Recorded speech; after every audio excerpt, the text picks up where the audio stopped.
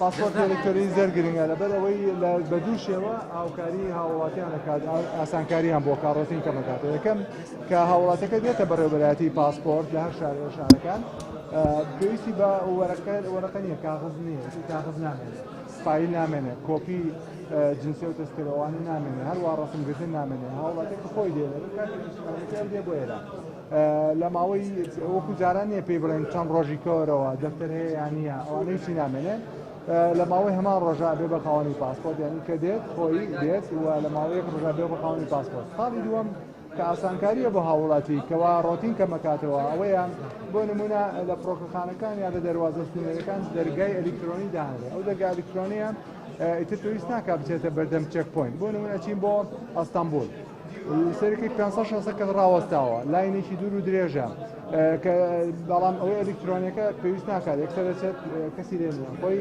سەرنوخونێکە چێتە ژوورەوە. لە ڕووی تێچووە 91,000 ئەمەش کێشەی چکەیە؟